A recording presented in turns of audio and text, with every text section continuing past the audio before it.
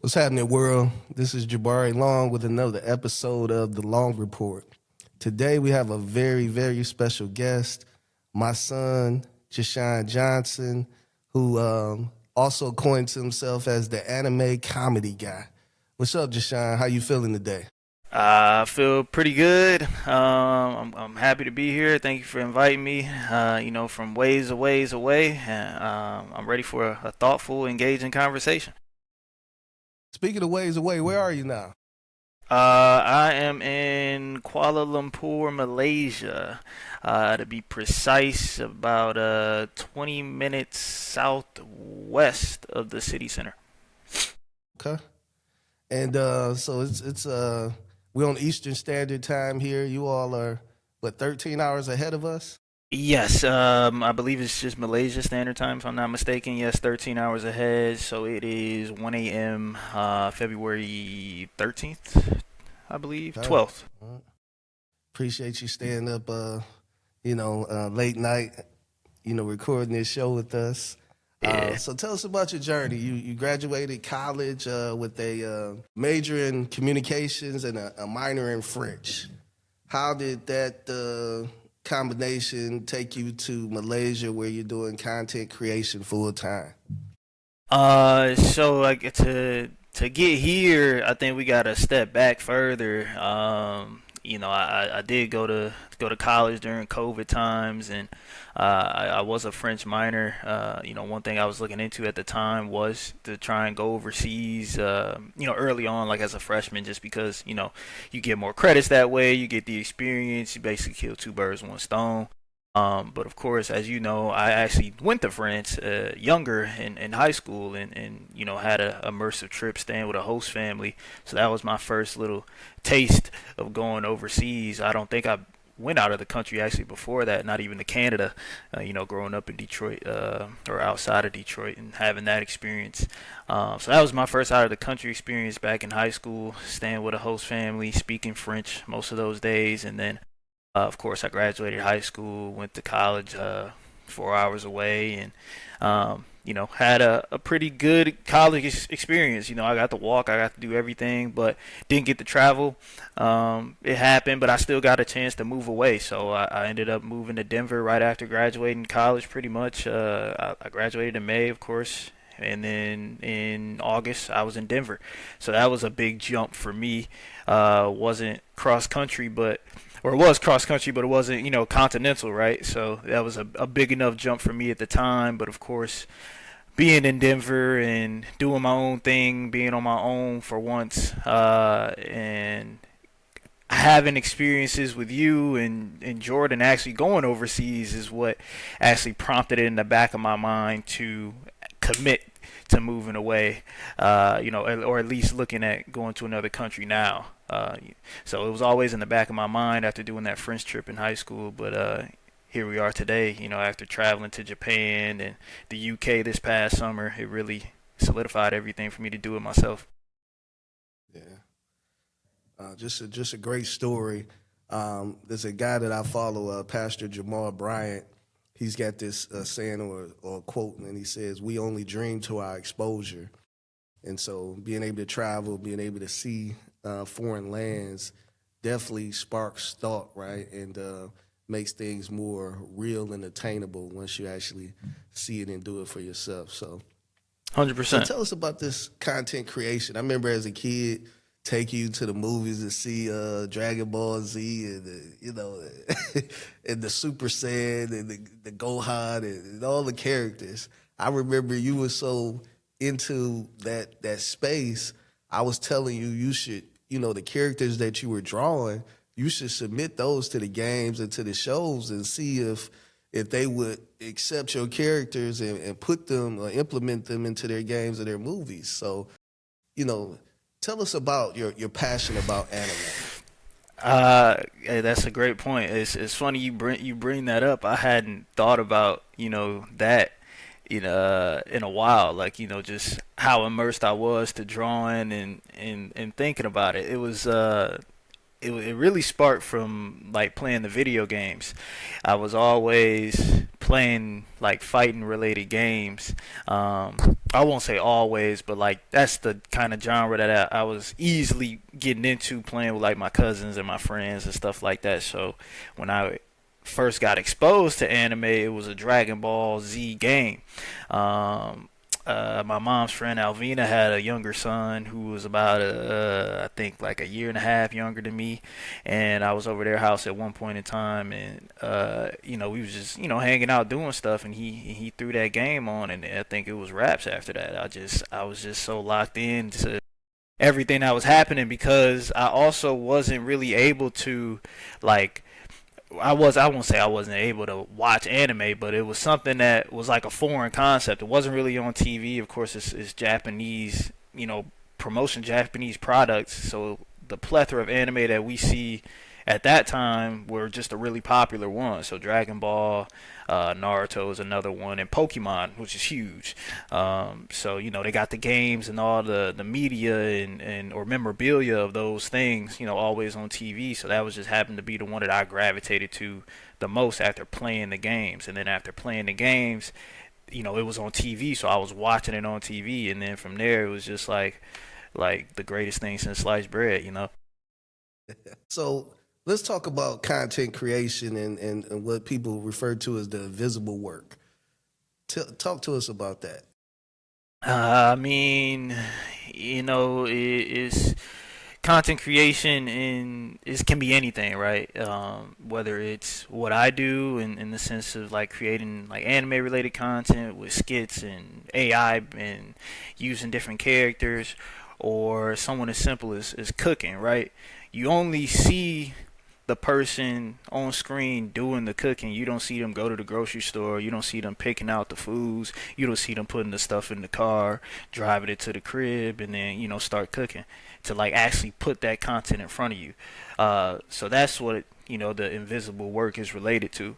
So what I do, it's the same concept. Like I spend a majority of the time actually creating like a 20-second video, grabbing the screenshots, recording the voice lines so they sound the way I want them to sound, or I use other AI software to make it sound a certain way, and then implementing that into editing software like CapCut, which is what I use. But a lot of the apps have native editing softwares in them, but I implement all the audio, all the pictures, make sure they align right, make sure it got a good hook, and I come up with maybe a 20-second 30-second video, but it probably took me a good 20-30 minutes just to get everything in order. But usually the return on investment is high if I do it right. Hmm. So let's talk about return, right? You got 30 minutes tied into the video. How are you Mhm. measuring return? Is it just the views? Is it a certain number of comments you're looking for? What are your metrics? That's a fantastic question. So for me right now, growth is the biggest thing.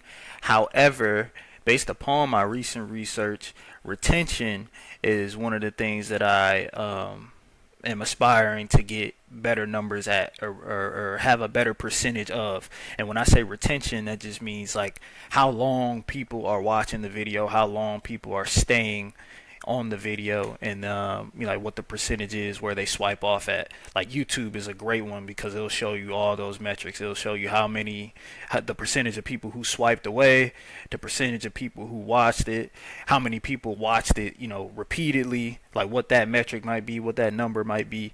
So retention is huge because of course, if you can keep people on your stuff longer, the algorithms or the apps will push your videos out to more people because they see that as something people want to watch. Yeah, yeah. You touched upon a great point. Like, just looking at marketing and advertising and the type of money that some of these big companies spend, like AT&T or Xfinity, we would think that these marketing dollars are spent to attract new customers, but really most of the dollars are to really maintain the customers that they currently have, right? They want to make sure that those people continually see their name, their logo as the dominant force in whatever space it is that they're providing that service in, so that people won't look elsewhere for another alternative. So retention is definitely a big deal. Yeah, it's huge. It's huge, especially at my stage. I'm a fairly small creator across the board. I mean, Instagram is my biggest platform, and I have over 60,000 followers there. I mean, that's not super small, but like comparatively to like what people would view as an influencer, would be smaller. So to have high retention at this stage in the game is really good from the data that I found because it's easier to push and the avalanche, becomes a little more steady at that stage. Love that word avalanche. Yeah, yeah. So you talk about 60,000 on Instagram. What's your followers like on TikTok and YouTube? So TikTok, I have 15,500, so 15.5. I just hit that, I think, a couple days ago. One of my videos did pretty well and kind of garnered like 800 plus followers. So, that's what it's like there. Steadily growing, and then YouTube is about 8.3K. So I'm about like 75,000 plus across all three platforms. I just started posting on Facebook. I only have about 300 followers there. And in total, how many years have you been doing the content creation with the anime as a focus? With the anime as a focus, only since the end of 2023, December 23. So let's say 2024. So let's say 2 years and a couple months. And what's your handle? We're going to make sure we put these on the screen. But what's your handle on each of those platforms? Yeah, you can find me anywhere at I Just Diff. The letter I like igloo, JUSTDIFF. Sure. Now, there's something called winning the scroll, right? How to capture your audience attention in the first 2 seconds of a video. That seems extremely hard to do. Like, what do you do to do that? How is that a target that you can continuously hit?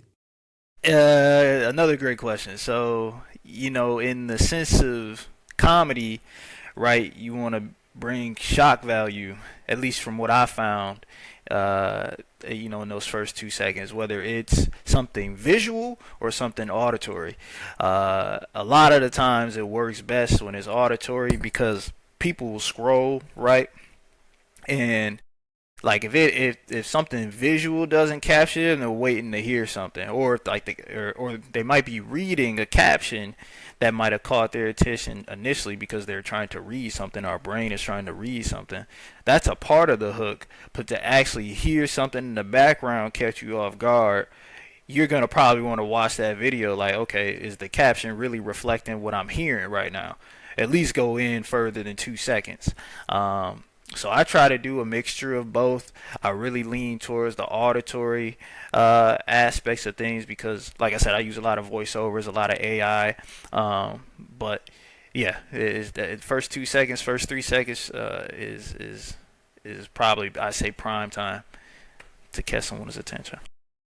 Yeah. So as a user, right, or a consumer, we have so much content available to us, and seemingly like so little time, right? It'll be a 5 second video, and people will have a extremely difficult time watching it for the entire 5 seconds. That's just how fast life is moving, and so much information is popping up and made available to us. So attention being the new currency.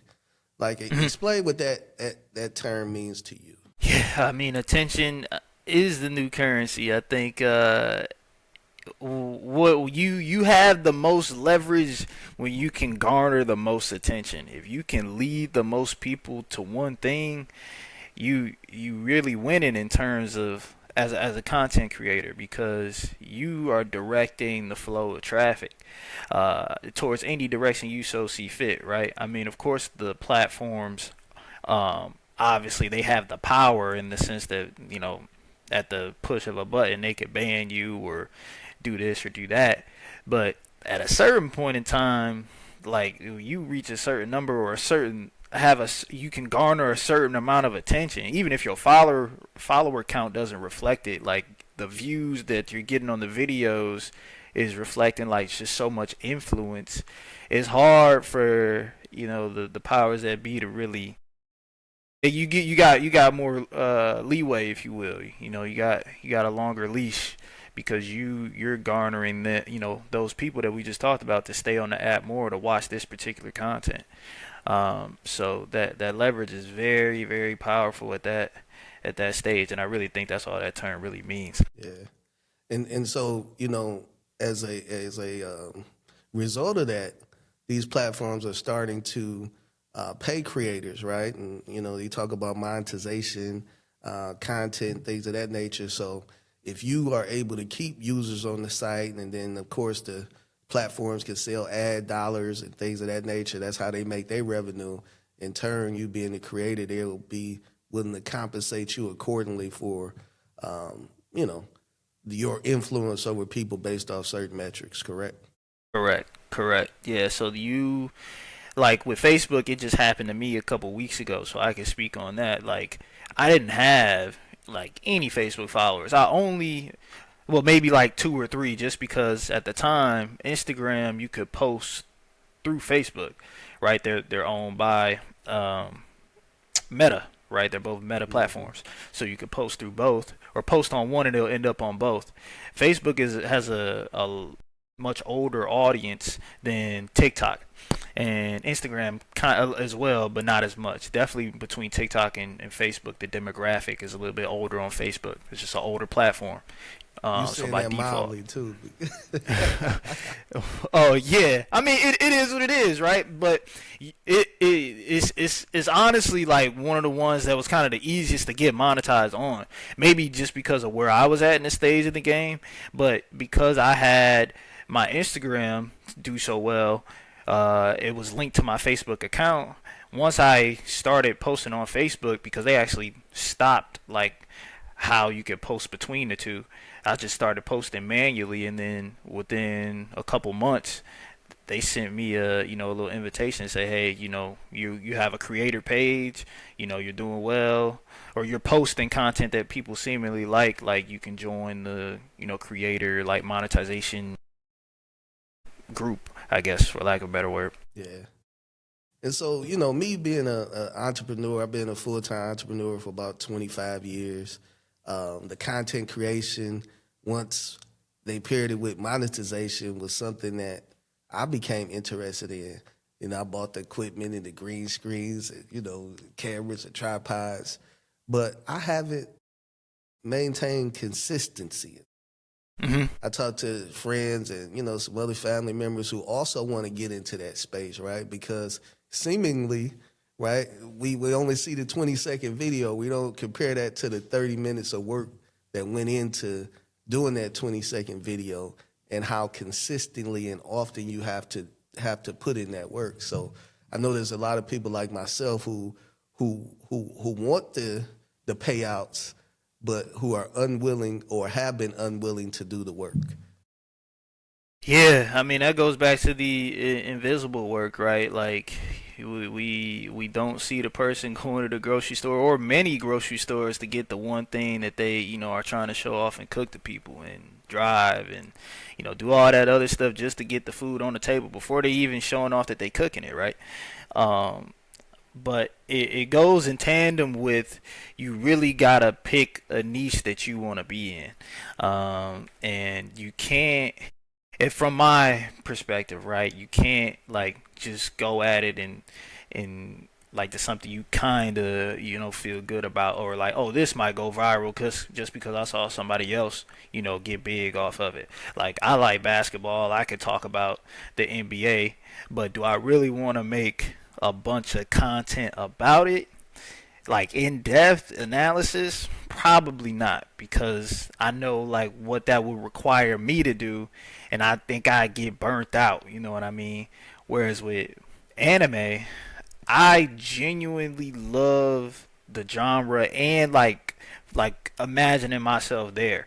So like I'm already doing it.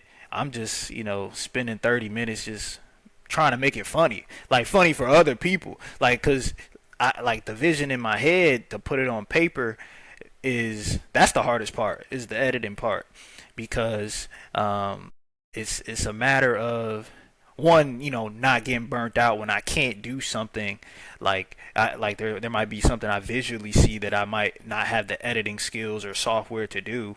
So, I'm trying to do workarounds which would take me longer, right? So, that's a part of it too, trying not to get burnt out in those situations. But like I still love it. Like I'ma still figure out a way to get it on screen in a way that's funny. And if I don't find it funny anymore, I just do something else. You know what I mean? Like within what I'm already doing. Right. So it's funny you say you can see yourself there, right? And when I hear you say there, it's like in the fight scenes, in the restaurants, or whatever Yeah. parody you're creating, you can Yeah. physically see yourself in that scene, acting and participating in the content.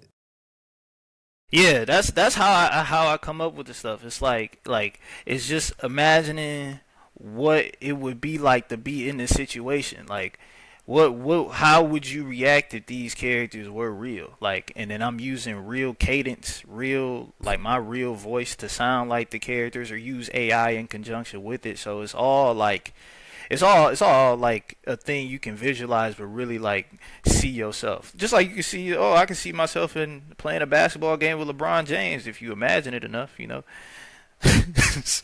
Or see myself in a canary yellow Ferrari. Yeah, Visualization basically. correct. The power of the mind is not a joke, as we always quote. Yeah, yeah, that's good stuff. So there was you got a younger brother. We got a younger son. He's 13 now, but probably about 5 or 6 years ago, that put him at 8 or 9. I was speaking to a friend of mine, and she was saying how suggesting to me that I be careful about monitoring his screen time, right, on YouTube Hmm. and the different platforms. And then I show her this meme that I sent you yesterday about um, uh, this. It was like a It's the parody. A Joker guy meme. the Joker meme. So the guy Yeah. dressed up with the Joker going to work every day, and the subtitle says, "This is me going to work every day," while some 8-year-old YouTuber is making $28 million a year. So I show her this on my phone, and she gets mad at me, like extremely upset with me, like I'm making fun of her going to work every day. And I just found that was interesting. But I'm telling her, I say, well, why would I limit his screen time when this is what people are doing now? Like this is the reality of content creation, spending time on YouTube, making videos, and sharing your content or your experiences with the world. So having kids saying, okay, well, I'm gonna go to college, or maybe I'm not gonna go to college, but I'm gonna use content creation as a new career path. You and I were talking about this a couple of days ago. Like, this is a real thing now. Like, parents are going to have those conversations and dialogue with their children, because it's undeniable that this is something that you can do full time and make a great living off of. You can, but you have to be willing to do the invisible work, and you really got to be passionate about it at the end of the day, like the thing that you're doing. Because a lot of people don't like to be on screen. A lot of people won't do the necessities and buy the gear, or do the research, or look at the data to see where the thing is, how my data is going, like, and comparing themselves. And then probably most importantly, if it took like let's say 20 swings at bat, you get 20 chances to swing for the stars, and you miss all 20 swings, but on the 21st swing, let's say you would have got it, a lot of people ain't gonna get the 20 swings. So uh I think just like with anything, the content creation, yeah, it is a viable thing for sure. Like, we've seen the proof, we've seen the work. We talked about Drewski and how that he's it's like a rocket, from what he was doing 4 or 5 years ago to what he's doing now. But I'm sure the amount of invisible work that he does or has done, you know, is night and day to compared to what I'm doing at least right now. You know, of course he has a team and a lot of people on his back to, you know, come up with the scripts and you know, come up with the venues and all that stuff. But it's a lot of invisible work that you know, you really got to be ready for. So when we having these conversations with the youth of the future, you know, it's we can't sell them short on that tip. Yeah, and I always tell people, you know, in life when people accomplish things or we see them do it, right? Like one of my mentors, he used to always talk about Tiger Woods and how we see him get that green jacket after winning the Masters, right? But just thinking about how many golf swings this guy has actually put in before that day, right? To where he has calluses on his hands for swinging that golf club so many times to get to where that he is. You know what I mean? So, like you say, that Countless. invisible work, what we Countless. don't see. And when people are accomplishing their goals and realizing their dreams, we talked about visualizations, a short time ago. People are seeing themselves get that trophy, kissing the Vincent Lombardi trophy or the NBA trophy, right? And they're shooting the shots in the gym and they're doing the commentating, you know, counting the clock down 5, 4, 3, and then they shoot that shot in practice 100 times before we see them shoot it in the NBA In the finals, game. right? Yeah, in the game. So I always say when people accomplish something, they've at minimum done it twice. The first time they've done it in their mind, and the second time they do it when you actually see them actually do it. Having those, beginning with the end in mind and having those visualizations about how you want things to look is very, very important. You and I were speaking a few weeks ago, and I remember distinctly you moving to Denver, talking Hmm. about how at some point you wanted to move out the country, Hmm. and 3 years later you're out the country. So this stuff doesn't just happen overnight, right? You know, thoughts become things, and we are really manifesting things every day with how we communicate and the things that we vocalize and put into the universe. 110%.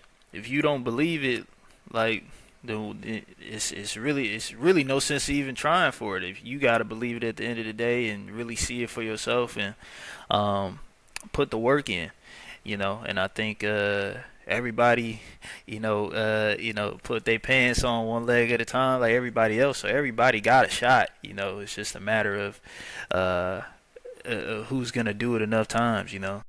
And for me, like I really don't even consider it work. I just consider it getting better because every day, like I get a chance to really sit down with an idea, work on it, and make it better than it was yesterday, or attempt to make it better than it was yesterday. And you know, I'm grateful to have that time and opportunity to do so, and learn while I'm doing it. Learn about myself, learn about the country that I'm in, a totally different, you know, stratosphere than what I'm used to, um, and really get some different exposure. Yeah. And now you have an opportunity, right? And I think this is it makes sense to make sure it's said that you're doing this 100% full time, right? No other 9 to 5, no other job that you're doing. 100% of your time is spent, outside of social time, is making content. Right, correct. And so how has that experience been for you? Like, I know when you were in Denver for a period of time, you had a 9 to 5, and you talked about that routine, going to work and getting off, and then immediately getting back into content creation mode. So how's that transition and shift been, being able to do it full time? It's been eye opening in the sense of just like how different it is. You know, when I talk to other people who, of course, aren't doing that because most people aren't full time creating content. Like even like people who um, might do like I don't know, let's say marketing for like a remote company, they're still like in the frame of like the corporate America type of deal, right? Typically, when I meet other American remote workers. Or they're traveling and doing something, with work. So it doesn't have the same freedom that I've had doing it my way. So it's definitely been a sense of relief in that sense, or a sense of freedom in that sense. But most of all, just being able to take advantage of that time. Um, because every day I get to work with something that I love, and I've seen people do it in different ways before me, so I'm just trying to stay me while I do it, and not trying to. I am staying, just diff. That's why my handle is what it is, because I want my content to be just different. I want it to be based upon the experiences that I've had and the different experiences that I had throughout my life and how I got to where I am. So you see a piece of me through everything. That's why I'm in almost everything that I do. Yeah. Because people want to see you, right? They want to see your authenticity. They want to understand whose content there is. I know with the limited amount of content that I put up, when I got my face in it, and I'm very active in the video, it does a lot better than if I'm using some AI created stuff that doesn't have me as an active character in there.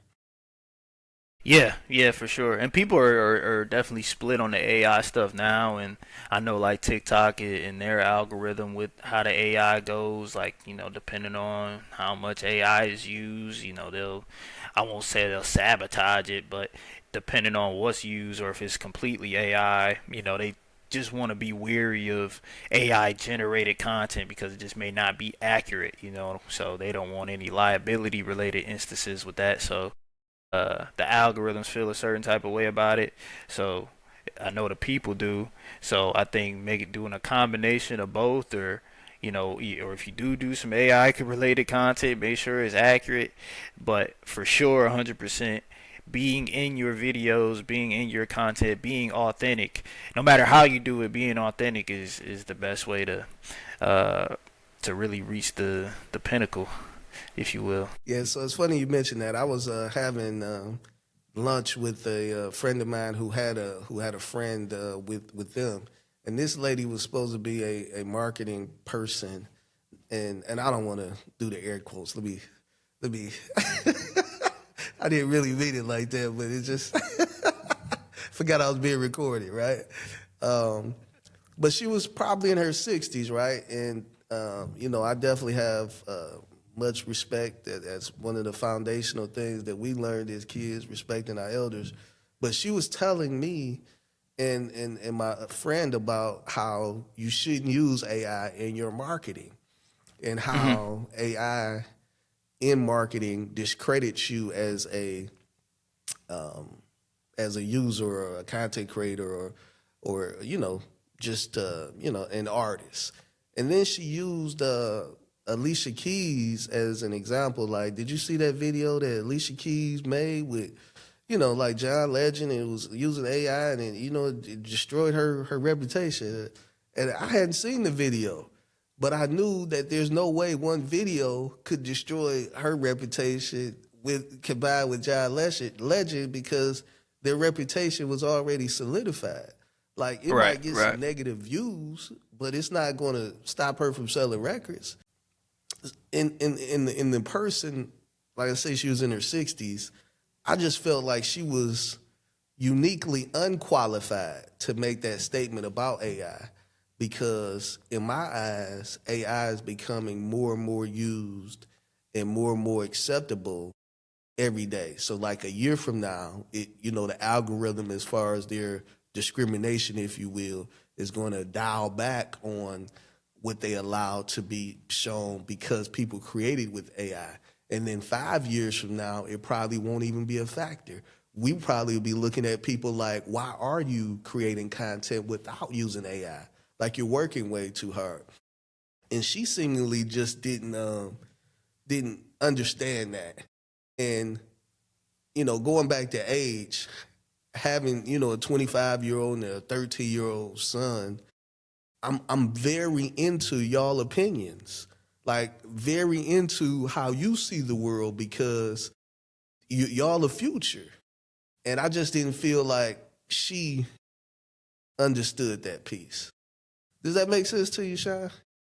Yeah, 100%. And I see it all the time, like with my comments, especially when I do something like that I think is like, okay, this saving me time, or it's animating something that I can't animate, right? Because like I said, I'll visualize something, so I want a character to do a certain movement or like do something specific. I'll tend to use AI to like get that vision on paper, and it may look a little different or a little weird, but because it's AI is still so new. I'm just trying to get the idea fleshed out, but I'll still see comments like, "Oh, why'd you use AI?" or "Oh, this doesn't look good at all." Like, "Oh, you should get a illustrator," or whatever the case may be. And people gonna say what they say. I mean, there's 60,000 people that follow me. I'm sure not everybody gonna like every single post, right? So I take everything with a grain of salt. But I say that to say, like, a lot of the content I still use is still with AI, like with the characters and the voices, and even like me using a green screen. Like, I don't have a physical green screen here, but I record myself. I use CapCut, and they can automatically remove the background. Like, I'm still using AI to make the stuff.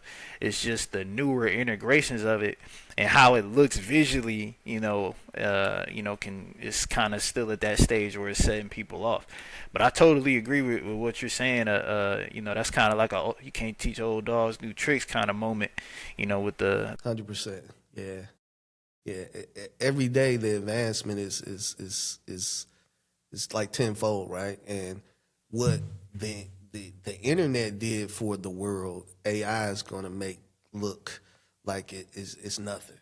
100, maybe 1,000 times as far as revolutionize how things are done in the world globally. So anybody who's not adapting to it and embracing it and trying to learn as much about it is just like a dinosaur, really aging out of how things are being done. So I remember a buddy of mine. He had the iPhone back in the day. He was one of the first adopters, and I was still using Android. And he made a statement to me. He said, "Man, I don't even know what features the new iPhone is going to have, and I already know I want it." I never forget that statement. And so now, as the new phones come out, now I'm always looking to upgrade because I love the technology. I love the convenience and how it works. And in my mind, there's no other device or application superior, at least for my use. So shout out to Apple. And see the point, yeah. You haven't had anything but an iPhone since then. Yeah. So the creator economy, we talked about it a little bit more, how more kids nowadays are leaning toward content creation as opposed to being a doctor or a lawyer or some type of specialty profession. And you being, somebody who's out of college 3 years with a degree, who's not applying that degree, so to speak, in corporate America. Let's talk about that. And I'll dial it back. You and I have never had a conversation about working a job, right? I tell people all the time, like, college was something that you had to do to be able to think critically and increase and, develop more relationships. The goal was never to just, sit out 100 resumes or apply with 100 companies and go and work somewhere and, be in a cubicle for the next 30 years of your life. Talk about that and how, as I said earlier, kids are now having these conversations with their parents, and their parents have to really listen with both ears because it's a real thing. Yeah, and I bring that up because Jordan is going to high school next year. Your mom and I, we're having a lot of conversation with other parents who, college is on the forefront, and we feel good because we've already done it, right? You've went through college, through the pandemic, graduated, and now, continue to, spread your wings and live your life. So it's a lot less intimidating for us. But I'm always telling anybody who listen, like, you want to make sure your kids are in a good environment, right? Where they're safe, they can learn and grow. But as far as like how this degree is going to look comparatively to another school on a resume or a job application, it's definitely shouldn't be a consideration because nobody can say what in 4 years or 6 years, whenever their kids graduate, what they'll be doing, because the world is just changing so quickly that you can't just assume that your kid is going to go into politics or engineering or even like a career like medicine. Because me, I would never suggest a kid go into medicine, like, because you got to invest so many years of your life into it to kind of pigeonhole yourself into a specialty. 10, 15 years of after high school into that medical career, just to have to stay there, right? Who can if you're a radiologist, how do you pivot out of that? You know what I mean? And start becoming a regional sales manager somewhere else, right? You got so much time and energy invested in it. 100%, 100%. And so as we wrap up the show, Jashawn, and you think about your future, where you're going, how you want things to look, right? Um, this career path moving forward in the future, where do you see things? Where do you see your journey as you continue to embark on just living your life as a 25-year-old college graduate, no children, no family, someone who has the ability to go to the airport and pick any destination that you want to go to and literally go there? Good stuff. Well, I just want to say it again. I tell you all the time how proud of you I am, and we are as a family, doing things that really cause you to show how brave you are, right? Being out there, people would think, oh, he's got friends out there, or he went out there with his girlfriend or something like that. But you literally went out there solo dolo and said, man, I got a couple, some framework that, I got in place, but the rest, I'm going to just figure it out as it go. And I'm just so proud of you for taking that approach and understanding that it's like water, right? As you swim through the ocean, the water is gonna move out your way as you get it out your way. So continue to embark on that journey.